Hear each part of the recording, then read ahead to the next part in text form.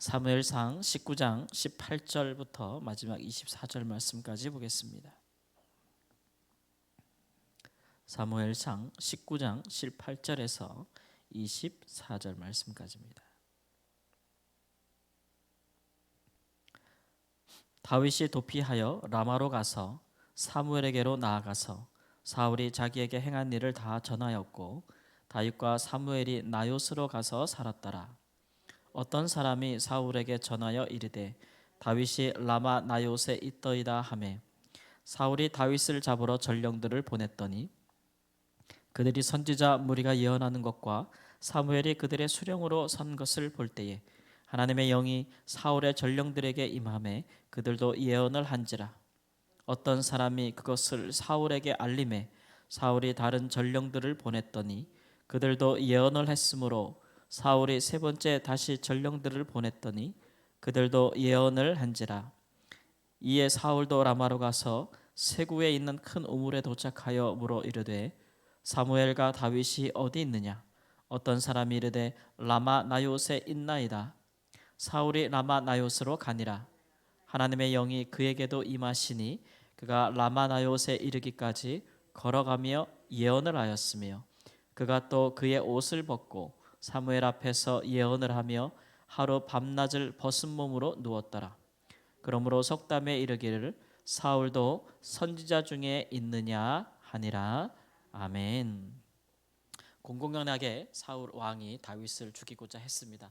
처음에는 은밀하게 사람들이 모르게 이 일을 행하려고 했는데 그 일의 도모가 잘 이루어지지 않고 또 자기 딸을 통해서 결혼을 통해서 그것을 빌미 삼아 죽이려 했으나 그것도 되지 않고 여러 번 자기가 스스로 죽이려 했으나 그것도 실패하고 이제는 공공연하게 그의 부하들과 신하들을 보내서 다윗을 죽이려고 했기 때문에 다윗은 이제 절체절명의 위기 상황에 있었죠.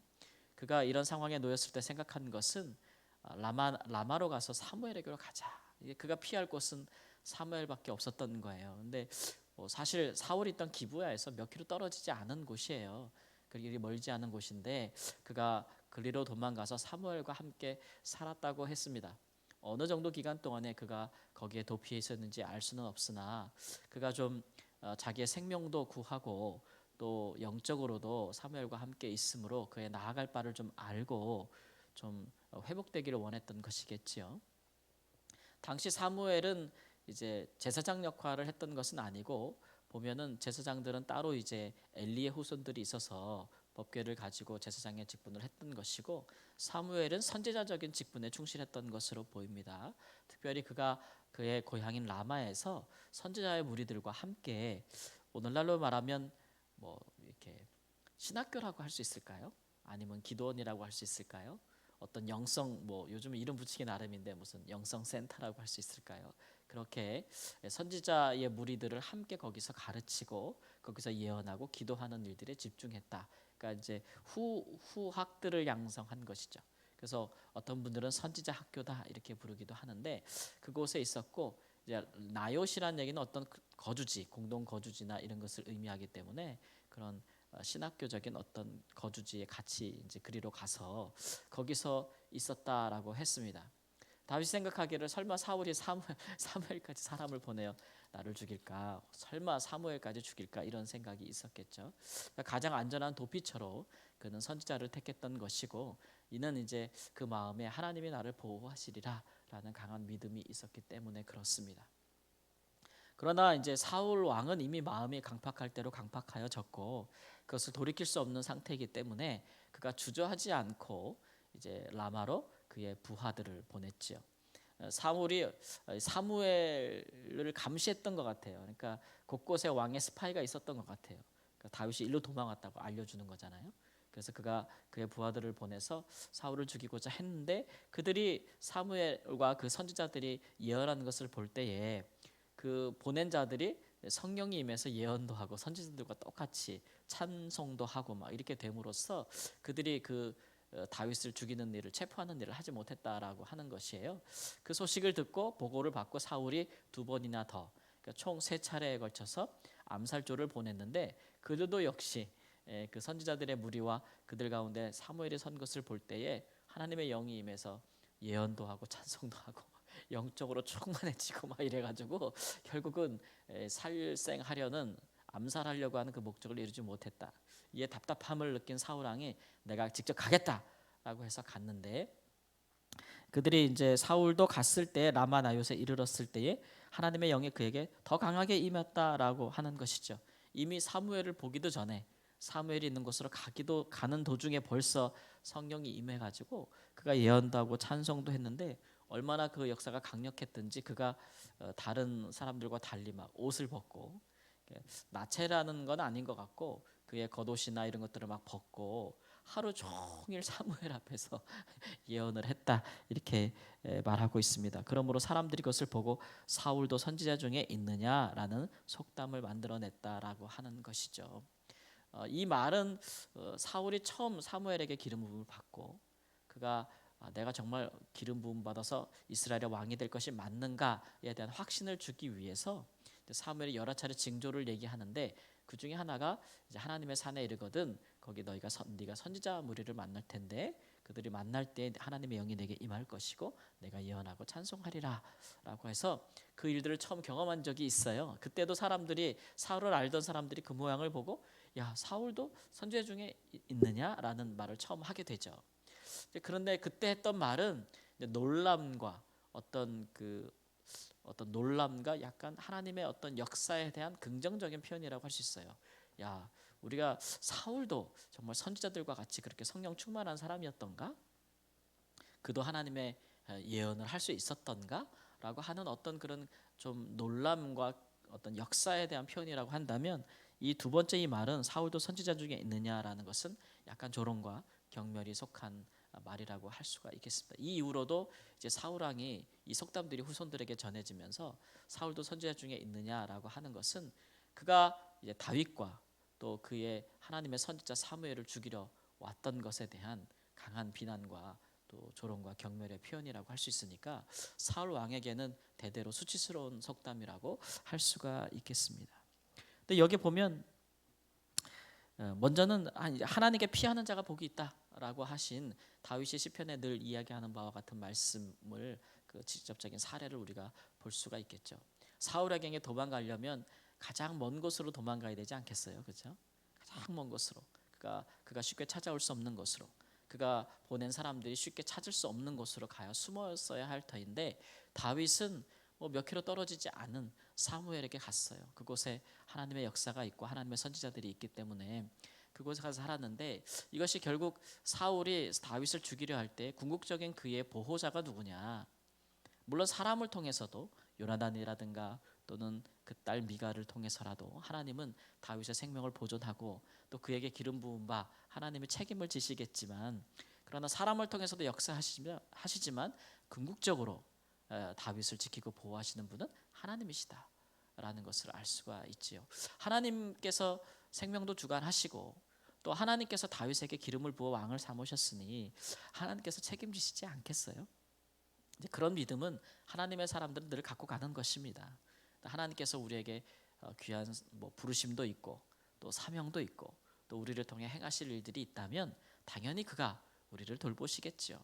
우리가 하나님과 함께 동행할 때에, 하나님과 함께 일하는 자가 될 때에 왜 고난이 없겠어요? 하나님의 일들은 언제나 쉬운 일이 아니고 세상에서 하나님의 사람으로서 하나님의 역사를 이룬다는 것은 어려운 일이겠지요. 그러나 그 모든 일에 하나님께서 신실하셔서 항상 그 사람을 붙드신다는 것, 그리고 그 일들에 하나님께서 언제나 무한 책임을 지신다는 것, 그런 것들이 우리에게 참 귀한 은혜가 됩니다. 예수 그리스도를 우리가 믿고 하나님의 자녀가 되었는데 사실 우리의 본성과 우리의 성품으로 이 구원의 역사를 우리가 끝까지 잘 갈 수 있겠느냐, 그러면 어렵다라는 생각이 들 때가 많아요. 세상 일이 워낙 여러 가지 변하는 일들이 많고 어려운 일도 많고 인생사가 굴곡이 많은데, 모든 상황 가운데 내가 정말 믿음을 끝까지 지킬 수 있느냐, 내 마지막 순간에도 내가 믿음을 고백할 수 있느냐, 그런 것들에 대해서 주저하는 바가 많잖아요. 그래서 어떤 분들은 하나님, 내가 나이가 들어서 정신이 희미해지고 혹은 뭐 어떤 상황이 되든지 간에 하여튼간 내가 믿음 안에서 끝까지 아름답고 경건한 모습으로 하나님 앞에 서게 해주세요라고 기도하는 분들도 계시더라고요. 늘상. 그렇죠. 그렇기 때문에 우리에게는 그 약간의 두려운 마음들이 좀 있어요. 내 믿음과 내 의지와 내 모습으로 내가 하나님 앞에 끝까지 신앙을 지킬 수 있을까라고 하는 두려움이 있는데 걱정하지 마세요. 예수님을 믿게 하신, 성령으로 믿게 하신 하나님께서 마지막까지 우리를 믿음으로 지키게 하시는 분은 누구예요? 하나님이세요. 하나님. 그의 신실하심 때문에 우리가 그렇게 구원의 마지막까지 갈 수 있는 거예요. 우리가 주일날에도 살펴봤지만 하나님과 예수님을 통해서 믿음으로 맺은 이 새 언약 가운데 있는 하나님의 백성들은 하나님께서 약속해 주신 말씀이 내 입과 내 후손과 내 후손과 후손까지 그 입에 하나님의 말씀과 하나님의 영이 떠나지 아니할 것이라 라는 귀한 복을 주시잖아요. 그러니까 언제나 우리가 모든 인생 가운데서도 항상 하나님께 피하고 하나님을 의지하는 자는 복이 있는 줄을 믿으시기를 우리 주 예수님의 이름으로 축원합니다. 두 번째는 왕이라 할지라도 하나님 앞에 가면 그 옷을 벗었다 그랬어요. 이 옷이 당연히 그의 신분을 가리키는 것 아니겠어요? 옷으로 그 사람이 누군지, 신분이 어떠한지를 다 드러내기 마련인데 사울은 왕의 옷을 입었을 거 아니에요. 왕의 겉옷을 입었을 텐데 하나님의 은혜를 받고 하나님 앞에 설 때, 사무엘 앞에 설 때 그것을 벗어 던지고 벗고 하루 종일 벗은 채로 그가 제정신인지 아닌지 하나님의 성령에 이렇게 감동되어 있었다. 하나님 앞에는 왕도 아무것도 아니에요. 그렇죠? 한 영혼인 거예요. 그렇죠? 하나님이 세울 때나 왕이지. 그러니까 우리는 또 알기로 이미 사울은 하나님을 버렸고 또 하나님도 사울을 버렸잖아요. 그러니까 그는 하나님 앞에서 왕이 아니에요. 더 이상. 옷을 벗었다라는 얘기는 하나님 앞에 왕의 신분으로 그가 온 것이 아니라는 거죠. 처음에 그가 하나님 기름 부음을 받고 그렇게 갈 때에 성령이 임하였을 때에 참 그런 순수한 모습이었으면 좋겠다라는 생각이 드는데 참 사울이 이 이후로도 그가 온전히 변하지 아니한 것을 보면 좀 안타깝다라는 생각이 들지요. 우리가 하나님 앞에 나올 때에 뭐 세상적인 어떤 우리의 신분이나 어떤 그런 모습 갖고 나오는 거 아니거든요. 세상에서 높은 자가 하나님 앞에 높은 자가 아니고 세상에서 낮고 천한 자가 하나님 앞에 낮고 천한 자가 아니에요. 교회 특별히 이제 하나님 앞에 예배하러 오거나 하나님의 말씀을 듣고 들으러 오거나 이렇게 할 때에 근본적으로 우리의 마음의 자세가 어떠해야 되는지에 대해서 이야기해 주고 있는 것이죠. 쉽게 말하면 옷을 다 벗고 오시면 돼요. 그냥 하나님의 자녀로 오는 거예요. 그렇죠? 겸손히 하나님 앞에 나오는 것이죠. 근데 우리가 하나님 앞에 예배하러 나올 때나 기도하러 나올 때도 여전히 우리가 하나님 앞에 어떤 우리가 세상에서 살아가고 있는 우리의 어떤 형편이나 신분이나 이런 모습 그대로 나오면 온전히 하나님을 만날 수가 없어요. 우리는 하나님 앞에서 한 마리의 어린 양에 불과하고 하나님이 귀히 보시는 어린 자녀요. 믿음의 백성이요. 또 하나님의 은혜로 구원받은 하나님의 사랑하는 그런 하나님의 자녀라. 이런 이제 동등한 마음 주 안에서 우리가 믿음으로 구원받았다는 것은 우리가 뭐 하나님 앞에 구원을 받을 만한 다른 그 어떤 것도 조건이 없다는 얘기예요. 우리가 다 마찬가지. 다 마찬가지. 주 안에서 그래서 한 형제요 자매라라고 이야기하는 것이 근데 우리가 세상에서 살 때에는 그런 것에서 자유로울 수 없잖아요. 우리의 신분이나 우리의 형편이나 우리의 직업이나 뭐 이런 것들이 다 우리를 말해주는 우리가 누구인지를 말해주는 것인데 우리가 하나님 앞에서는 하나님의 자녀라는 거 외에 다른 신분은 없는 줄을 압니다. 그러므로 우리가 이렇게 하나님 앞에 겸손하고 또 사람들 앞에 서로 겸손할 수 있는 것은 우리가 하나님께 나올 때예요. 그런 마음을 가지고 나오면 또 나가서도 세상 사람들 가운데 섞여 살 때에도 우리가 좀 그런 마음을 갖지 않겠어요? 사람을 외모로 보고 판단하고 그렇게 하지 아니하고 참으로 사람을 그저 한 사람으로 보고 또 하나님의 형상대로 지음을 받은 존귀한 존재들로 보면서 우리가 그렇게 그들을 대우하고 그들 앞에 우리가 겸손하고 또 그들 가운데 하나님을 소개하는 그 일에 제한이 없는 그런 신실한 하나님의 사람으로 살 수 있을 줄을 믿습니다. 하나님의 백성들의 언제나 그 삶의 능력이 하나님 앞에서는 그런 겸손한 투명한 삶으로 이루어진다는 것을 꼭 기억하시고 우리가 주일마다 즐겁게 안식하며 하나님의 말씀을 듣고 찬양하고 기도한 그 경건의 능력이 일주일을 살아가는 큰 힘이 되시기를 우리 주 예수님의 이름으로 축원합니다. 아멘. 하나님 말씀으로 매일같이 우리를 교훈하여 주시는 것을 감사합니다.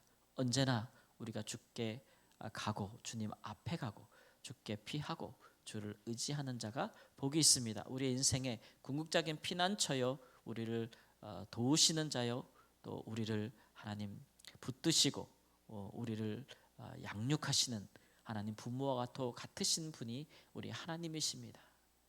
언제나 하나님 주를 믿는 믿음 안에서 하루하루를 복되고 아름답게 안전하게 살아갈 수 있도록 주의 성도들을, 교회를 지키시고 주를 의지하는 마음으로 살아감으로 그 어떤 것에도 흔들리지 아니하고 요동하지 아니하는 귀한 믿음과 평강이 오늘 하루도 하나님의 사랑하는 백성들 가운데 있도록 인도하여 주시옵소서.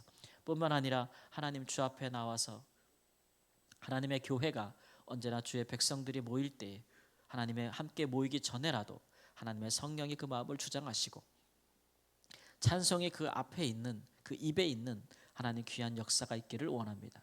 우리 다사상한교회 하나님 누구든지 그 근처에 선한 마음으로 오든지 믿음으로 오든지 하나님 불신앙으로 오든지 하나님 어떤 마음을 가지고 온다 할지라도 우리 가운데 있는 강력한 성령의 역사와 말씀의 역사로 말미암아 눈 녹듯이 그 마음이 다 녹아지고 하나님 주홍빛 같은 붉은 죄도 다 흰눈같이 희어지고 하나님의 사랑 안에서 새롭게 변화되어지는 귀한 역사가 있는 믿음과 말씀과 성령의 공동체가 되도록 하나님 저희를 인도하여 주시옵소서. 하나님 앞에서 온전하고 하나님 어린아이 같이 순결한 신부와 같이 순결한 모습으로 섬으로 말미암아 하나님 날마다 우리에게 주신 하나님 귀한 직분과 또 우리의 삶의 가운데 우리에게 허락하여 주신 귀한 부르심을 감당할 수 있도록 인도하시고 역사하여 주옵소서.